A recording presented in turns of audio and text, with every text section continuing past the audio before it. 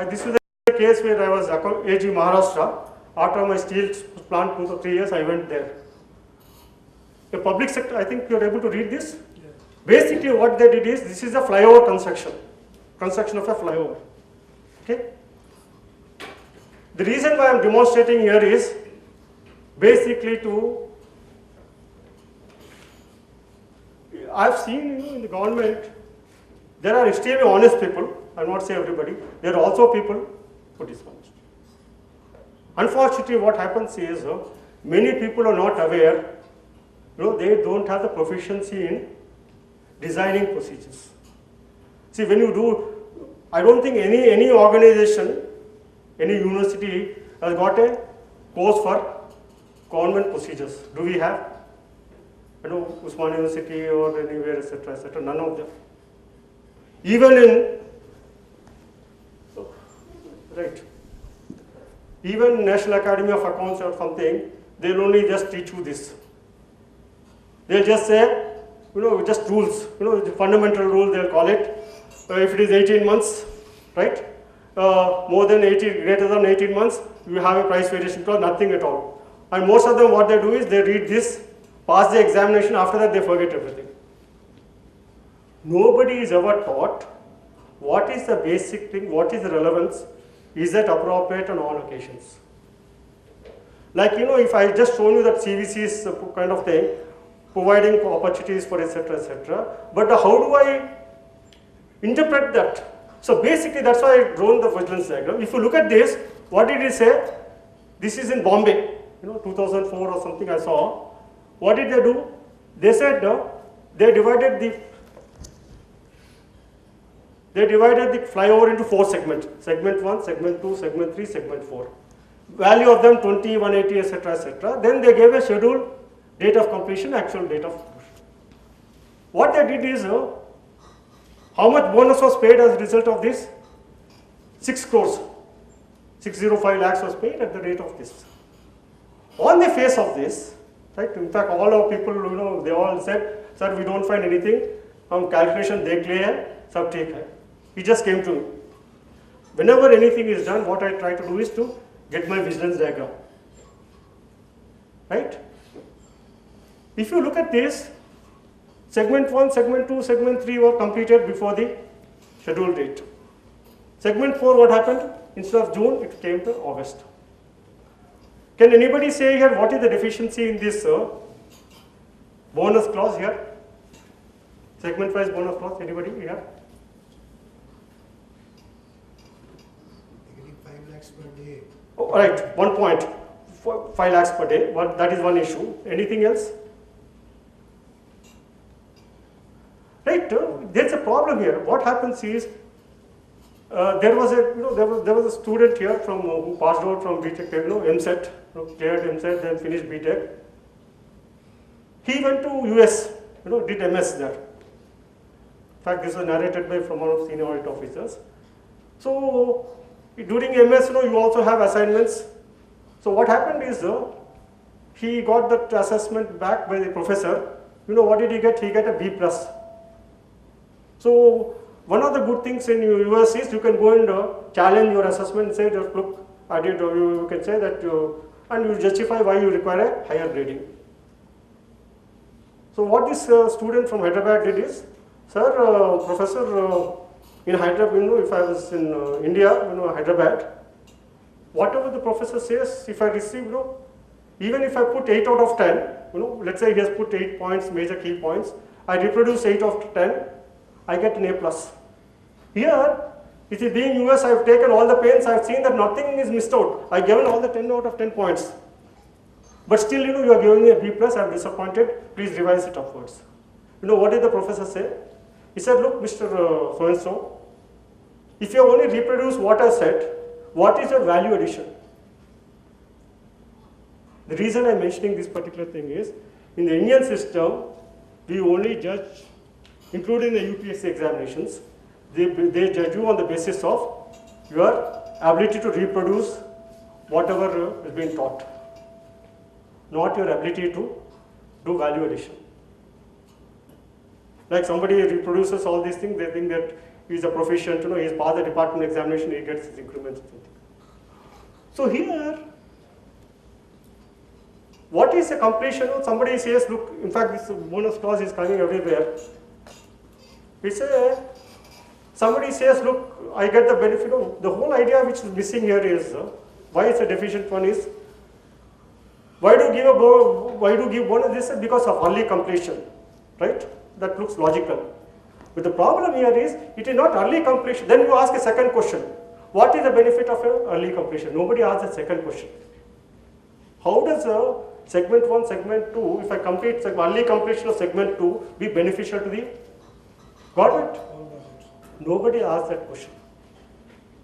So what happens is, it is not early completion which is there, whether I can put the asset to use early. This is the kind of, this went into that. I went into this, when this scheme was formulated, the rules for bonus clause, how many people were involved?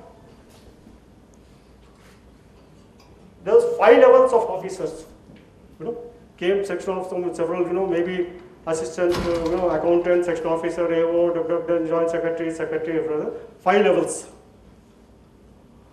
Have you anybody thought, why do they have several layers in a government organization for these things? Anybody here? No? Like generally what happens in life, we all take decisions. If I want to put mutual somewhere, etc., we have one layer, maybe you will consult somebody else. Why do they have multiple levels, right? What exactly is the logic behind that? What is the benefit which comes from that? Anybody here? Just to ensure accountability, and the second one is that the higher level you can oversee the decisions, whether it has been correctly done or not. Partly right. Here what happens here is, I'll just put that slightly in a basic come to that.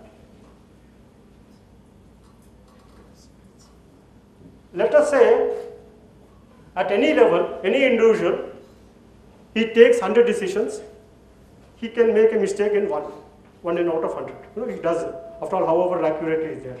The whole idea here is, if I have multiple levels, right, the error comes down. What is error in case of 5 levels? It is 10 power of minus 10. That is 1 by 10 crores. That means, if I have 5 levels, if they take 10 crore decision, which is unlikely anyway, there should be only one error, isn't it? But why is it we have so many errors here? Nobody has asked this question. I'm just mentioning because during the awareness this one, I have an institutional mechanism. I pay so many people. In fact, the more the level of layers, the more time it takes. Do I get the benefit of this? What it says basically is, right, if 10 crore decisions are taken, there should be one error. The problem is, they do not take decisions independently. Whatever file, basically, the due diligence exercise is lacking. So nobody has asked this, this particular thing, 10 power of minus 10, I mentioned this one. So you are not getting any benefit of, right, despite all those five levels of scrutiny, you don't get the decisions at all. Which means the whole system itself is, it's a deficient system. There's a problem there. Right. If you look at that, it is not early completion, which is, early completion, putting asset to use. How much did they lose? 605 lakhs. So as a result of this, that is point. Again, as you mentioned there, so he got here 605 lakhs extra. I'm sure that is the one where he'll and let's say even that early completion, does he have to incur extra expenditure? Right, say, I want to fly from here to Delhi, there's an expenditure involved. If I go by train, there's another expenditure. It's justified. In early completion, nowhere is it decided, right, if this follows then, does early completion result in additional cost to the contractor? So these are all deficient procedures. As long as you have deficient procedures like this, right, it is difficult to bring down a corruption index. It's a very, very, even shows that, PC Sarkar will be, so do you think this is a very magical kind of thing? On the face of it, everything looks okay, right? But if you look at this, what happens is, there is a fraud involved, inherent. But a late delivery of the fourth phase, there is no penalty. Not penalty, no. We also said, penalty, they didn't have a penalty clause. In fact, what happens is, no, I get your point. They didn't have, the whole issue which comes is, why should I give a segment 1, 2, 3, how is it relevant? The problem here is, we have people here who have designed procedures, right, without understanding that it's not early completion which is important, but what is important is whether I can put the asset to use. This is the proficiency of an organization. I'll tell you just again one more thing, because I think all of you also engage sometimes computers for writing programs and so on. We had an occasion here.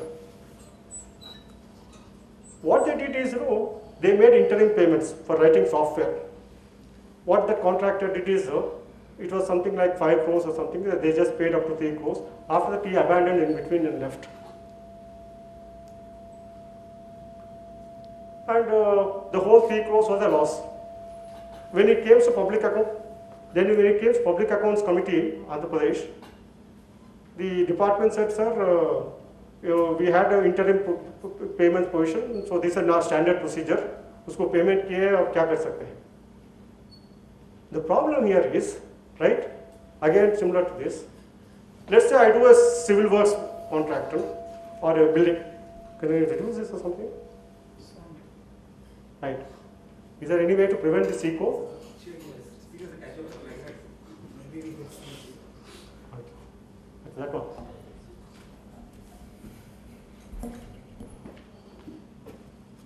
Right.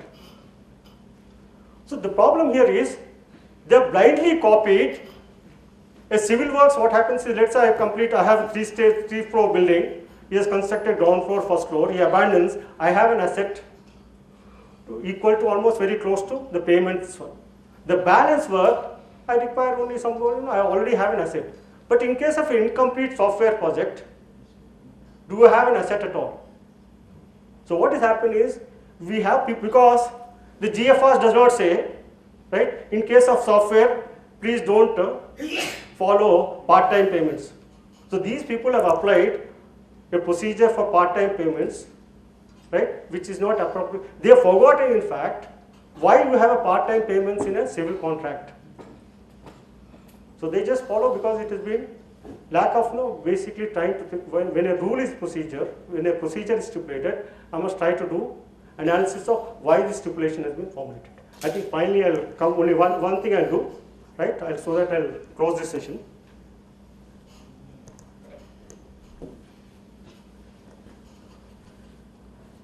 How many of you heard this, can I get this, no, I think it's not running, no? That scam which is, advanced licenses, if you see telecom scandal. 2G, 3G. It was a lot, you find a lot of pundits discussing on, on telecom, etc., right? I don't know how many of them have even looked at this one. And, there was so much of heat, but I don't know how much light was there. Right? I'll just look at this. If you look at that figure, right, thanks. In the telecom scam, if you do advanced licenses, how much was that? So 1,76,000 crores. The CAG said has been lost. What was the argument there?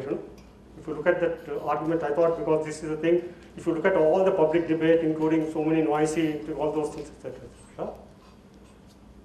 the argument of CAG was, somewhere earlier, you took a decision that the licenses should be given on the market value basis. You call for auction or something. Okay? If you had done auction, you would have got approximately 1,76,000 crores revenue. So by not following the auction method, you have lost 1,76,000 crores. Right? That is one argument. What was the government's argument there? They said, look, if those people pay all those things, right? If I follow the auction route, all these mobile subscribers, all those things, etc., they will become, the mobile call charges, everything will become expensive. That's also equal. Unfortunately, there's nobody, any pundits, all those things who are coming on the TV, etc., on the debate, right? Who is right, who is wrong? Who is right or wrong depending on what was the voice is high decibel. You know? The problem here was, if you look at the whole thing is, again it required what is called as, there was again a thing which was trying to stall the CAG here, basically including the prime somewhere. There is something called policy and procedure. Policy, procedure. I think this is again, the CAG was accused of stepping into the policy domain. You know, all of you know, we all get into that policy, etc., right? What we are always told in government is don't question the policy of the government, isn't it? That's how we told. So, if you ask that basic definition policy, you go to Webster Dictionary, Oxford Dictionary, etc., I said, please don't do that today. I would only say, right, go to the question of why you should question the policy. When they say, don't question the policy means, what is it trying to say? You know, that is how I would put that. Basically, policy consists of two parts. Policy objectives, second thing is the implementation mechanism, okay? Right, if in the telecoms, this one, when they say don't question the policy objective, actually it's not don't question the policy, don't question the policy means don't question the policy objectives. What is the objective there? Make mobile tariff cheaper, okay? The second part is the implementation mechanism. What was the implementation mechanism adopted by the government? They did two things. How many of you heard of FCFS? First come first. Right? They did two things. If you look at the implementation mechanism, it consisted of two parts, FCFS. Second thing is, right, no auction. These are the implementation mechanism. Okay, they said we will not auction, we just put an arbitrary price and so on. First come, first served. If you look at the whole thing, if you look at all these things, one of the things which it says is, any decision should be consistent with constitutional provisions. Right? If you look at even GFR somewhere or any of those things which says is, Constitution, all of you know, is a very, very bulky document. As it is to people to read this, GFRs is going to be tedious. Now, if I want to say that I have complied with all the constitutional provisions, it's going to, I think, as it is, it will take ages to decide. Basically, what they are looking at is, when you say Constitution, I think please remember Article 14 and 16.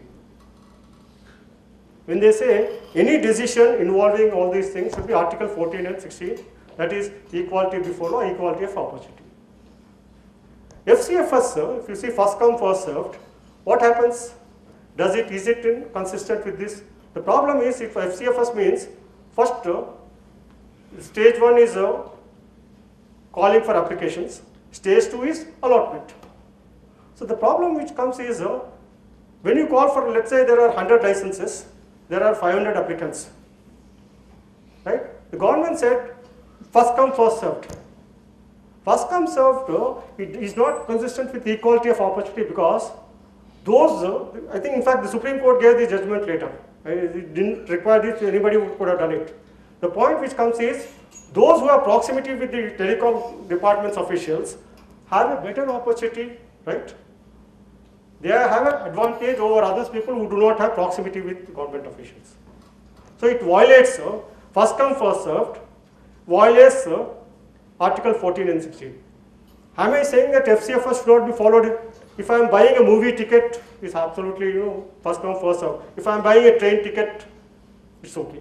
But not for huge involving, thousands of crores. First come, first served, violates because, in fact, in this case, the CAG, what they found is, let's say, they've announced, they made a public notification or something, we call for these licenses, they say your submission date, etc. Let's say some 10th of July, some particular month or some 10th of July, some year. What the CAG found is, some of these fellows have purchased demand draft before 10th July itself. That is where it came out. Some of these chaps had purchased, see, when you commit a fraud, you must be a little careful. I'm not suggesting, please, Vigilance Awareness Week, I'm not here to teach you how to, don't tell them Mr. Sundaraja told us to be careful while committing fraud. That's not my concern. Basically what these people did is, if 10th July was the notification date, they purchased a demand draft which was dated before the maybe 7th July or something.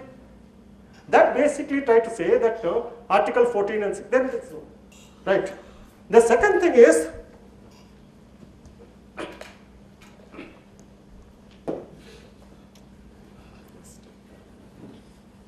then one objective is, so they said, look, CAG cannot tell us of auction, we cannot insist on auction or something like that, because basically they forgot. In fact, the appropriate comment would have been, the Honorable Minister followed a procedure which violates the Constitution. That would be the best comment, because it was not made there. So what happens is, second thing is, there was an objective. Second objective, what was objective? They said, mobile tariff sasta hona hai, which should be cheaper. Unfortunately, nobody in government, right, knew how to devise a procedure which makes mobile, how much is the revenue loss approximately? This. So what the government said is, you are willing to forego revenue 1,77,000, it is basically a subsidy, isn't it? When you forego revenue, you are willing to take it. That is a subsidy which you want to pass on to the ultimate mobile subscribers. But they did not know how to ensure that the full 1,76,000 crores, they could have called the auction route and decided, look, over and above this is the amount we will give back as a subsidy to the subscribers. How many of you have seen our electricity bill? This electricity bill, all of you have seen, right? What does it show? This in fact, this is an excellent example of how to pass on the subsidy to subscribers. What does it do? It says, let's say 0 to 50 units. Let's say 2 rupees 50 paisa is the average price. What they do is 0 to 50 units, 50 paisa. What is the subsidy there? 2 rupees.